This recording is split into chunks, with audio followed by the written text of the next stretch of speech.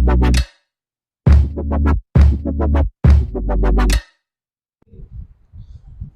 हम लोग Gorkha national youth front से जो अगले रविवार को यहाँ पे जो एंटी गोरखा और एंटी गोरखालैंड के लिए एक जो रैली और जो स्टेटमेंट यहाँ से दिया गया था सिलीगुड़ी से, हम लोग उसी का प्रतिवाद और खंडन करने के लिए हम लोग यहाँ उपस्थित है। और थोड़ा बहुत सब्जेक्ट जीटीए के ऊपर भी है हमारा। और हम लोग क्या कहना चाहते हैं कि ऊपर गोरखा लोग को और यहाँ का गोरखा लोग जो भी है, हम लोग गोरखा बंगाली और यहाँ पे जितने भी और कम्युनिटीज़ हैं, हम लोग अभी तक सब मिलजुल कर रह रहे हैं। लेकिन अभी थोड़ा जो लीडर लोग, थोड़ा पार्टी का लीडर लोग और संगठन का लीडर लोग अभी इसको भड़काने के प्रयास कर रहा है। जो हम लोगों के ऊपर जो एंटी गोरखा और एंटी गोरखालैंड और एंटी नेशनल जो क्लेम कर रहा है वो लोग, हम लोग उन लोगों को बताने के लिए आए हैं कि हम लोग जब से दार्जिलिंग में है, जब से भारत में है, हम लोग पहले से भारत में हम लोग अपना लैंड के साथ इधर आए हैं। और हम लोग का डिमांड, जो गोरखालैंड का डिमांड है, वो अभी का नहीं है, ये बहुत साल पुराना हुआ पुराना डिमांड है। और हम लोग गोरखालैंड डिमांड को नहीं छोड़ेंगे। हम लोग कल भी गोरखालैंड डिमांड कर रहे थे, आज भी करेंगे, तो बाद में भी करते रहेंगे। जब तक हमारा डिमांड फुलफिल नहीं होगा तब तक हम लोगों का गोरखालैंड स्टेटहुड का डिमांड जारी रहेगा। और हम लोग को जो लोग विदेशी बता रहा है, अभी ये लोग विदेश से आया हुए हैं, ये सब बता रहा है, इससे क्या होगा कि जो हम लोगों का भाईचारा है उसमें ठेस लगने का बहुत चांसेस ज़्यादा हो रहा है। और कम्युनल फाइट जो होता है बंगाली और गोरखा लोग में, वो बढ़ने का चांसेस ज़्यादा रहेगा। कोई लोग बाहर से, मतलब ये डिस्ट्रिक्ट से नहीं है, वो जो लीडर यहाँ पे आके भाषण वाषण दिया है वो शायद बाहर से है। और वो यहाँ पे आके हमारा भाईचारा जो भी है, हमारा फ्रेंडशिप जो भी है, उसको ना तोड़े। जो भी संगठन है उसके संगठन के बावजूद उसके रूल्स रेजुलेशन जो भी हो, लेकिन कम्युनल अटैक करना और गोरखा के बंगाली के साथ स्टैंड होके गोरखा के अगेंस्ट जो अपना दो वक्तव्य देके हम लोगों को जो भाईचारा है उसको खराब करने का जो प्रयास कर रहे हैं, हम लोग उसका खंडन करते हैं। यहाँ से नहीं, आप लोग बाहर से आके यहाँ पे रैली निकाल रहे हो और वक्तव्य दे रहे हो कि ये है वो है, एंटी गोरखा बोल रहे हो, एंटी गोरखालैंड बोल रहे हो, एंटी नेशनल बोल रहे हो, ये हम लोग को हजम नहीं हो रहा है। तो प्लीज़, जितना भी आप लोग बंगाल में जितने भी आप लोग लीडरशिप कर रहे हो, किसी भी दल से, किसी भी संगठनों से, किसी भी संगठन का कार्यकर्ता हो, अपना संगठन का काम करिएगा। अपना दल का काम करना, राजनीतिक दल का काम करना अपना अपना राजनीतिक धर्म है। लेकिन राजनीतिक धर्म से आगे हटकर किसी कम्युनिटी को हर्ट करना, किसी कम्युनिटी का इतिहास, बगैर इतिहास उसको जाने बुझे, उसको न समझ कर अपने तरफ से जो भी मुंह में आए वो बोल देना, वो बकवास है, वो राजनीति नहीं है। तो हम लोग कहना चाहते हैं कि उसमें राजनीति अच्छे ढंग से करिए, क्योंकि हम लोग गर्व करते हैं, हम लोग भारतीय, हम लोग गर्व करते हैं, वी आर इंडियंस। अभी अभी हम लोगों का जो शहीद हुआ था मणिपुर में, वो मणिपुर का जितना शहीद हो रहा था, जब आ रहा था, वो पूरी शहीद पहुंच भी नहीं पाया था कि आप लोग इधर से हम लोग को विदेशी बोल दिया। तो क्या करें उन शहीदों को, उन शहीदों के लिए श्रद्धांजलि समझे उनको। एक राजनीतिक दल का कार्यकर्ता है हम लोग, लेकिन उससे पहले हम लोग गोरखा है। तो राजनीतिक दल का कार्यकर्ता होने से पहले भी जो बात आप लोग बोल रहे हो, उससे हम लोगों को, राजनीतिक दलों को ही नहीं, पूरा गोरखा समाज को चोट पहुंचता है। इसको भी आप लोगों को समझना जरूरी है। हम लोग ये बताने आए आज फिर। और हमारा दूसरा सब्जेक्ट था, वो है पॉलिटिकल, जो जीटीए का विषय था। बोर्ड बनाने वाला है, बोर्ड तो अभी इलेक्शन हो गया, वहाँ पे अनित दास जीत के प्रजातांत्रिक मोर्चा वो बहुमत लेके उन लोगों का बोर्ड बनने वाला है। और हाम्रो पार्टी यानी कि अजय एडवर्ड दा का पार्टी भी उसमें पार्टिसिपेट किया था। इंडिपेंडेंट कैंडिडेट बहुत पार्टिसिपेट किया हुआ है उधर, और अभी वोट बनने वाला है। लेकिन अभी तक ये क्लियरिफाई नहीं हुआ, ये क्लियरिफाई नहीं कर रहा है वो लोग जो जो पार्टिसिपेट किया है, जिसने इलेक्शन को डिमांड किया और इलेक्शन में अपना अपना कैंडिडेट दिया, और जिसने भी इलेक्शन करवाया स्टेट गवर्नमेंट 2017 में, ऊपर उसका जोर से विरोध हुआ था, उसकी वजह से आंदोलन भी हुआ, हमारा दोस्त हमारा भाई लोग वहां पे शहीद हुआ जीटीए के विरोध में। जिसने विरोध किया वो इस बार इलेक्शन में कैंडिडेट ही था, उसने अपना नॉमिनेशन भी फाइल किया। अनित दा, विनय दा और विमल दा का तो पूरा बटलाइन इंडिपेंडेंट के रूप से उसने डाल दिया था, और अजय दा भी था उसमें। अजय दा खुद पार्टिसिपेट किया हुआ था इलेक्शन में। तो अभी इलेक्शन, अभी आप लोगों को जीटीए चाहिए था, अब लोग जीटीए में खुश थे, तो 2017 में नाटक किया क्यों? 2017 का नाटक किस लिए था? 2017 में आग लगा के पूरा पहाड़ को तहस नहस करके, गोरखा भाइयों को प्रोवोक करके, जो आंदोलन करने के लिए आप लोग ने कहा और आप लोग ने वो आंदोलन का लीडरशिप नेतृत्व किया, फिर आज आके आप लोग जीटीए इलेक्शन में खुश हैं और जीटीए में खुश हैं। तो कहीं ना कहीं दो बात तो होगा कि जीटीए, वो जो इस बार का जीटीए वो 2017 का जीटीए नहीं होगा। जो 2017 का जीटीए में था इस बार नहीं होगा, और जो जीटीए 2017 के जीटीए में कुछ नहीं था या कुछ भी हो जो आप लोग समझ सकते हो, आप लोग को ये महसूस हुआ कि नहीं जीटीए में ये भी है और ये भी है, इस बार हमको लेना है, तो 2017 का और अभी का जीटीए में कुछ तो डिफरेंसेस होगा, यानी कि कुछ फायदेमंद चीज आप लोग देख देख पाए होंगे इस बार। तो हम लोग का रिक्वेस्ट है कि जिसने भी पार्टिसिपेट किया है इलेक्शन में, उन लोग जनता को बता दे कि उस बार का जीटीए और इस बार का जीटीए में क्या अंतर है, क्या डिफरेंस है। उस बार जो जीटीए को आप लोग ने ठुकराया था, उसी जीटीए को फिर एक्सेप्ट करने के लिए क्या मजबूरी था? हम लोग सुन रहे हैं कि हमारा ऑनरेबल सीएम कल दार्जिलिंग आ रहा है उसके विजिट में, और हम लोग स्टेट गवर्नमेंट को भी यही बताना चाहते हैं कि स्टेट गवर्नमेंट ने भी एक वादा किया हुआ था हम लोगों के साथ, हम लोग भी परमानेंट पॉलिटिकल सोल्यूशन कर देंगे, लेकिन स्टेट गवर्नमेंट के तरफ से परमानेंट पॉलिटिकल सोल्यूशन के लिए कोई भी जो बोला था, जो वादा किया हुआ था, वो फुलफिल नहीं किया गया। और फिर हम लोग यही बताना चाहते हैं कि फिर एक बार बाद में जाके, अभी तो थोड़ा माहौल ठीक है, ये 2017 के बाद अभी थोड़ा माहौल पहाड़ एकदम मतलब शांत है। फिर 2017 का सिचुएशन फिर पहाड़ में नहीं आएगा, उसका गारंटी कौन देगा? ये स्टेट गवर्नमेंट को समझना बहुत जरूरी है। इसका गारंटी कौन देगा? अनिता देगा, विनेदा देगा, विमलदा देगा या अजयदा देगा? क्योंकि ये तो बाद में जाके जनता का जो राय है, अभी जो जनता का जो अंदर से जो हो रहा है वो उसके हिसाब से, या जीटीए फिर पहले भी फेल हुआ था, इस बार जीटीए सक्सेस होगा वो भी बता नहीं सकते, इसका गारंटी दे नहीं सक रहे। तो यदि फिर से जीटीए फेल होकर फिर पहाड़ अशांत बनेगा, तो इसका गारंटी मतलब इसके लिए जिम्मेदारी कौन लेगा, कौन उठाएगा?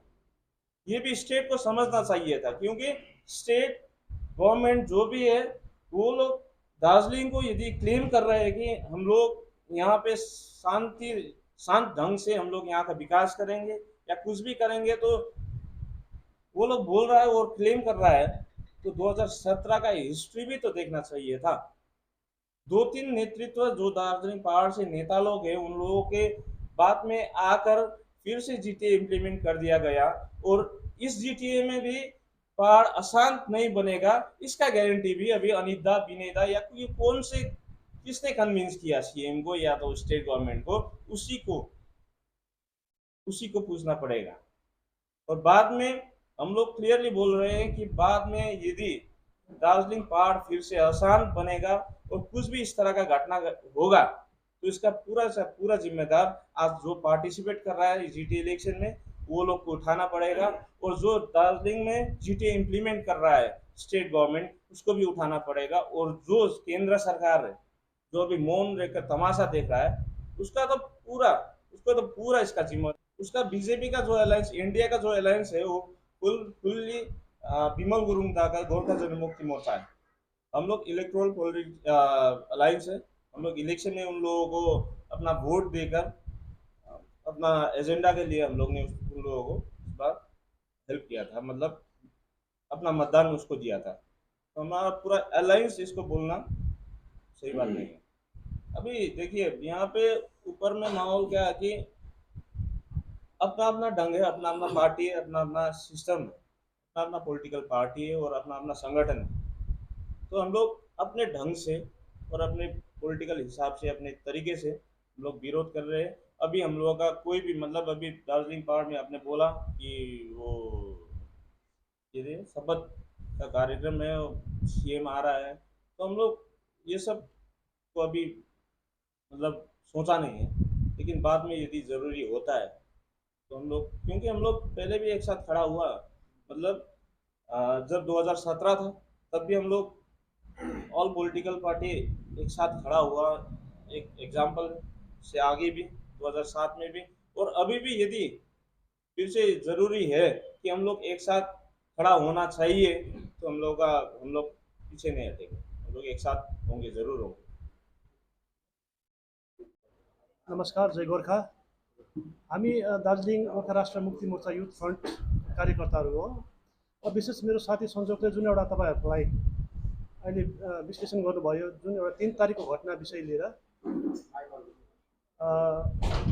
3 तारिकको घटना लिएर जुन एउटा तपाईँहरूलाई विश्लेषण दिनुभयो, त्यो एउटा एकदमै दुःखपूर्ण घटना हो। किनभने यत्रो सालसम्म दार्जिलिङमा बसोबासो गर्ने गोर्खा जातिलाई जुन एउटा लान्छना लाउने प्रयास गर्दैछ, विदेशी हो, दार्जिलिङमा बस्ने गोर्खा सबै विदेशी हो, हामी भारतको नागरिक होइनौँ भनेर जुन एउटा आरोप लाउने एउटा प्रयास हुँदैछ। हामी जान्दैनौँ तिनीहरू कोहरू हो, कहाँबाट आएर हामीलाई गोर्खालाई यत्रो सालदेखि बसिआएको गोर्खालाई विदेशी भन्दैछ। हामी जो विदेशी भन्ने जो एउटा बङ्गपोको जुन एउटा कमिटी छ त्यसलाई हामी चिन्दैनौँ पनि जान्दैनौँ पनि। तर विशेष उहाँहरूको प्रयासमा जुन एउटा यो कम्युनल फाइट गराउने एउटा प्रयास चल्दैछ, हामी त्यसको गोर्खा यो राष्ट्रिय युथ फ्रन्टको तर्फबाट घोरभन्दा घोर विरोध गर्छौँ। उहाँलाई चेतावनी पनि दिन चाहन्छौँ, तपाईँहरूकै घरको अगाडि बसेर हेर्नुहोस्, यो यत्रोसम्मको भाइचारा सम्बन्ध नबिग्रियोस् पछि गएर। हामी भन्छौँ, हामी यदि भारतको नागरिक होइनौँ भने हामीलाई आधार कार्ड किन दिँदैछ अहिले भारत सरकारले, पेन कार्ड किन दिँदैछ, भोटर कार्ड किन दिँदैछ? यत्रो सालदेखि भारतको संविधानको आधारमा रहेर इलेक्सन कमिसन अफ इन्डियाले भोट गराउँदैछ। त्यो भोटमा हामी भोट हालेर ल मेकर बनाउँदैछौँ हामीलाई कसले अधिकार दियो? यदि विदेशी हो भने त हामीलाई अधिकार नदिनु पर्ने हो नि त। हामीलाई कहीँ न कहीँ कतै न कतै डाउट लाग्छ ती जसले पनि हामीलाई विदेशीको लान्छना लाउँदैछ यहाँ सिलगढीमा आएर, तिनीहरूलाई कतै न कतै हामीलाई डाउट लाग्छ कि तिनीहरू बङ्गलादेशी हो कि भनेर हाम्रो डाउट लाग्छ। किनभने बङ्गलादेश सिलगढीदेखि आधा घन्टाको दूरीमा एउटा बङ्गलादेश बोर्डर छ, हामी एक्सेप्ट गर्नुपर्छ त्यो हो। हाम्रो दार्जिलिङ पनि सानो जग्गा हो, नेपालसँग सटिएको जग्गा हो। 1952 सालतिर भएको सन्धिले गर्दाखेरि आवत जावतमा फ्री छ। त्यसरी नै सिलगढीदेखि आधा घन्टाको बाटोमा पनि बङ्गलादेश बोर्डर छ। हामी सुन्छौँ, हामी सोसियल मिडियाको मार्फत हामी देख्छौँ, न्युजमा देख्छौँ बङ्गलादेशी घुसबेटी छिर्दैछ। कतै न कतै तिनीहरू हुन सक्दैन, हामीलाई डाउट छ। त्यो आज हामीलाई आएर विदेशीको लान्छना लाउने ती व्यक्तिहरू, हुन त ज्ञानी मान्छे सुन्दैछु, डक्टर भन्ने एउटा सुने हामीले होइन, जसले बाटोमा आएर विरोध गर्दैछ, अहिलेसम्म देखेको पनि छैनौँ। प्रथमपल्ट हामीले त्यो बाटोमा आएर त्यो प्रोटेस्ट गरेको हामीले देख्यौँ। र हामी यहाँबाट तपाईँहरूको माध्यमबाट तपाईँहरूको घर आँगनमा आएर, किनभने सिलगढी हाम्रो दार्जिलिङदेखि 2 घन्टाको बाटो हो, सिलगढी पूर्वली हाम्रो जग्गा हो, दार्जिलिङको जग्गा हो। दार्जिलिङमा सिलगढीमा जति पनि नाम छ सबै गोर्खाको नाममा छ। आज विदेशीको लान्छना लाउने मान्छेले 1952 सालमा 50 सालमा जब भारतको संविधान बन्यो त्यतिखेर हस्ताक्षर गर्ने एकमात्र गोर्खा लिडर थिए हरिबहादुर गुरुङ।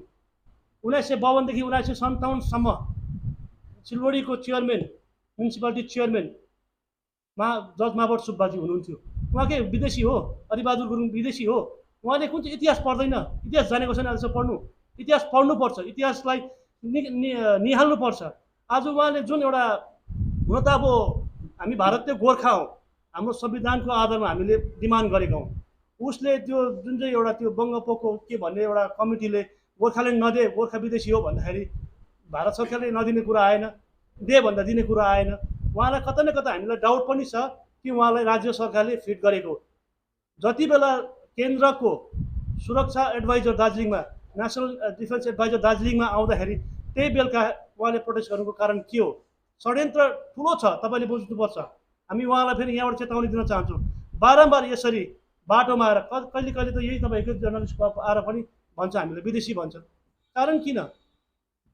इन प्रेजेन्स अफ नेसनल डिफेन्स एडभाइजरको उपस्थितिमा यस्तो खालको बयान दिँदाखेरि हामी भारत सरकारलाई पनि प्रश्न गर्न चाहन्छौँ। यहाँबाट दार्जिलिङ गोर्खा राष्ट्रिय मुक्ति मोर्चा युथ फ्रन्टको तर्फबाट क्वेसन गर्न चाहन्छु, तपाईँको सेक्युरिटी एडभाइजरको प्रेजेन्समा यसरी हामीलाई गोर्खालाई विभिन्न प्रकारको लान्छना लाउँछ भने तपाईँले पनि चाँडोभन्दा चाँडो यसको समाधान गर्नुपर्छ। हामी कहाँको, हामी भारतको हो कि हामी भारत देशदेखि बाहिरको, हामी यही भन्न चाहन्छौँ। यस हामी एक्सेप्ट गर्छौँ, इन्डो नेपाल बोर्डर बन्द गर्नुहोस्, किन हामी मान गर्दैनौँ। हामी राजनीतिक पार्टी छैन, दार्जिलिङमा बस्ने त्यत्रो गोर्खा, दार्जिलिङ, तराई, डुवर्स, सिलिगुडीमा बस्ने त्यत्रो गोर्खा के सबै नेपालबाट आएको हो। हामी त यहाँ इंडो नेपाल को कोई कम्युनिटी से नहीं है और ना ही तो किसी भी और कम्युनिटी से।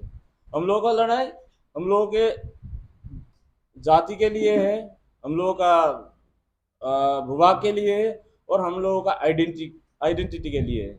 तो ये बात हर एक हम लोग गुजारिश करते हैं कि हर एक बंगाली जो भाई बहन है और जो दूसरे कम्युनिटी का भाई बहन है वो इसको समझ ले, क्योंकि ये ऐसा 2-3 लीडर लोग आएगा फिर ऐसा बोल देगा कि ये वो, फिर हम लोगों का डर यही है कि हम लोग का जो भाईचारा है, जो फ्रेंडशिप है, उसमें कहीं ना कहीं ये लोग पॉलिटिक्स ना कर दें। तो हम लोग इसको सिलीगुड़ी वासी लोग और वेस्ट बंगाल में जितना भी अन्य समुदाय का लोग रहते हैं, हम लोग उन लोगों को ये क्लियर बताना चाहते हैं कि हम लोगों का लड़ाई आप लोगों के कम्युनिटी के साथ नहीं है, हमारा अलग सा डिमांड है और हम लोगों को अलग सेपरेट स्टेट क्यों चाहिए, ये भी हम लोगों का अलग तरीका का एक स्टेटस मतलब हिस्ट्री है जो आप लोग देख सकते हो, इसको पीछे से आप लोग पढ़ सकते हो। और विदेशी बोल के हम लोगों का जिसने भी हम लोगों को चोट पहुंचाया है, मैं उन लोगों को बोलना चाहूँगा कि यदि हम लोग विदेशी है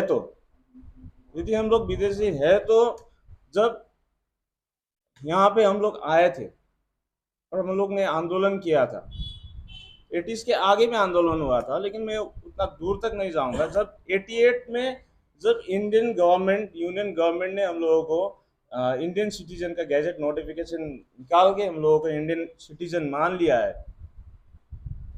तो उसमें दो ही बात आता है कि या तो वो गैजेट नोटिफिकेशन जो गवर्नमेंट ने निकाला हुआ है वो फेक है, या तो गवर्नमेंट फेक है, या तो आप जो बोल रहे हो, जो लीडरशिप कर रहे हो, या तो आपको उतना समझ नहीं है कि हम लोग कौन है।